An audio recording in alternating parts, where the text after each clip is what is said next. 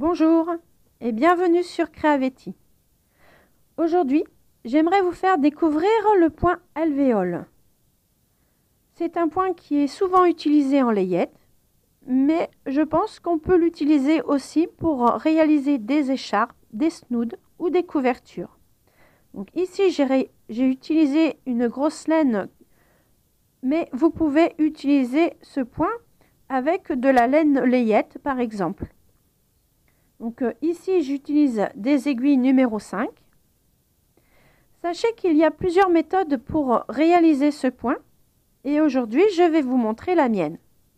Avant de commencer le tuto, j'aimerais vous remercier pour tous les petits messages que vous m'adressez lors de mes vidéos.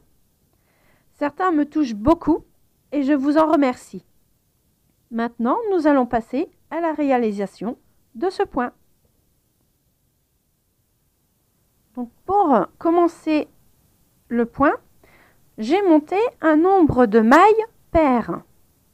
Donc, sachant que je vais avoir aux deux extrémités une maille lisière. Donc, le premier rang, je fais un rang de mailles endroit. Donc, la première, soit vous la tricotez, soit vous la glissez. Et quand je commence un travail, bien souvent le premier rang, la première maille, je la tricote. Et ensuite, je fais des mailles lisières, c'est-à-dire que je fais des mailles glissées. Donc mon premier rang, c'est un rang de mailles endroit. Donc ici, j'ai dû monter 18 ou 20 mailles.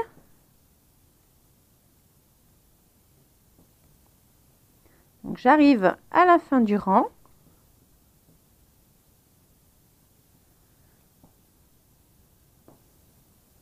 Et ça donne ceci.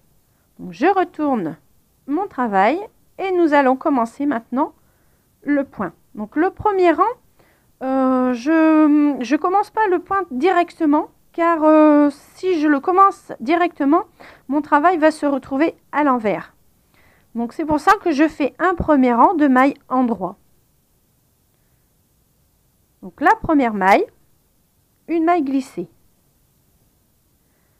Je fais un jeté. Je fais maintenant une maille glissée. Donc je la prends par-dessous. Pas comme si j'allais la travailler en maille endroit, je la prends comme ceci. Je la glisse. La troisième maille, je la prends en maille endroit. Donc je fais bien attention à ce que mon fil du jeté soit bien placé pour pouvoir tricoter ensuite la maille. Je refais un jeté, une maille glissée, une maille endroit.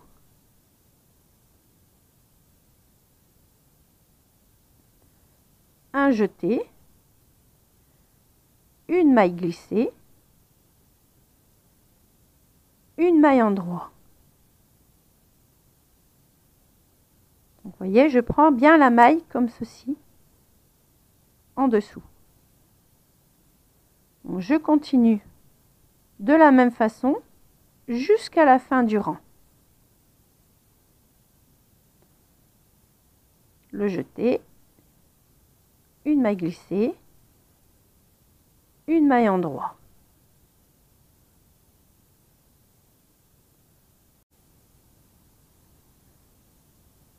Et je termine par une maille endroit. Je retourne mon travail. Donc pour l'instant, on ne devine pas le point. Ça donne ceci. Le rang suivant. Donc j'ai ma maille glissée. Et ici, je fais deux mailles endroit. Donc on a deux mailles ici et le jeté. Donc deux mailles endroit. Une, deux. Le jeté, je prends mon aiguille par-dessous, comme ceci. Et je le glisse. Deux mailles endroit. Une, deux. Je glisse le jeté. Et je fais ceci jusqu'à la fin du rang. Donc, vous voyez, des fois, le jeté passe au-dessus. Donc, sachez que il faut toujours ici 2 mailles en droit. 2 mailles en droit, un jeté. Donc au début c'est pas évident, donc souvent moi j'écris sur mon papier un petit repère pour pas me tromper. Après c'est chacun sa technique. Donc 2 mailles en droit, le jeté, je continue en 2 mailles en droit, le jeté, j'arrive à la fin du rang, donc 2 en droit, le jeté et une maille en droit.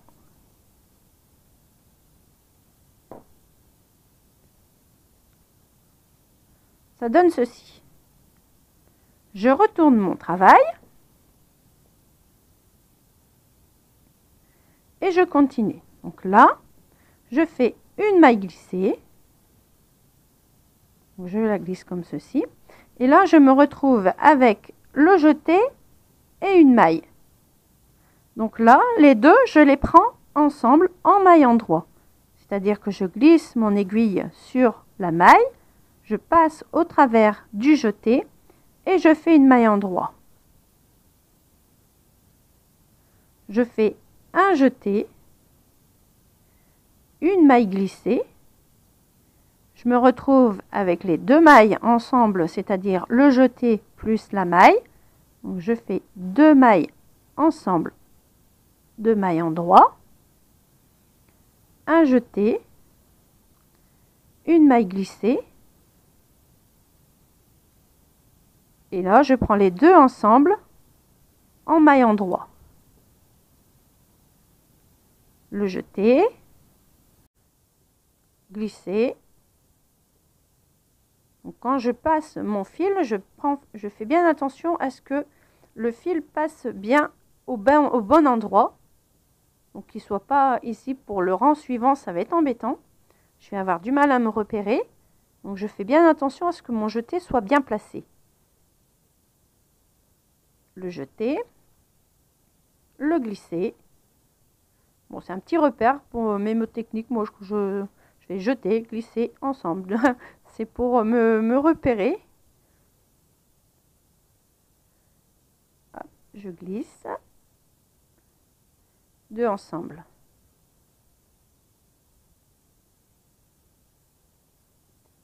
J'arrive à la fin du rang. Le jeté. Je glisse. Et la dernière maille, une maille en droit. Je retourne mon travail. Et si on ne devine pas pour l'instant encore le dessin, donc c'est-à-dire les alvéoles, c'est tout à fait normal. Il faut faire plusieurs rangs pour qu'on puisse deviner, enfin découvrir surtout, le point alvéole. Donc maintenant, comme je reviens sur l'endroit de mon travail, je fais une maille glissée, une maille en droit, le jeté, je prends mon aiguille comme ceci et je le glisse. 2 mailles en droit, 1, 2, je glisse, le jeté. 1, 2, je glisse. 1, 2, je glisse. Donc l'alternance de ces points fait que les alvéoles vont se faire automatiquement en quinconce.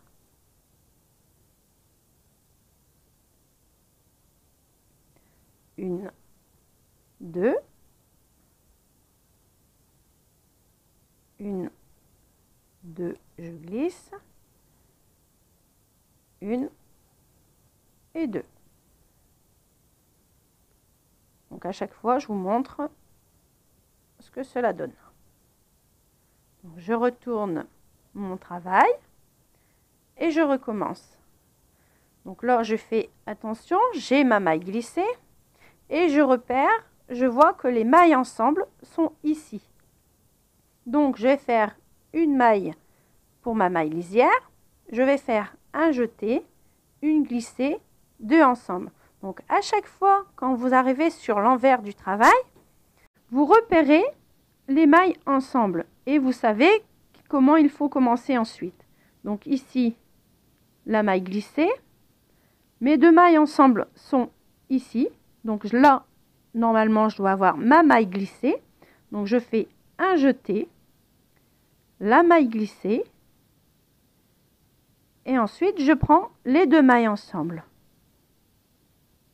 Donc là, c'est un petit repère pour pouvoir recommencer le rang suivant. Donc surtout sur l'envers du travail. Donc le jeté, la maille glissée, les 2 ensemble.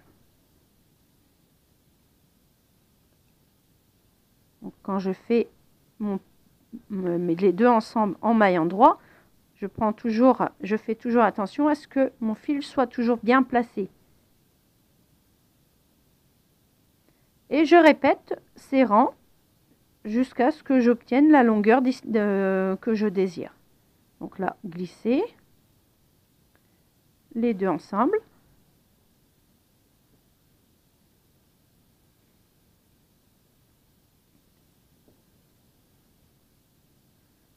Je continue mon rang.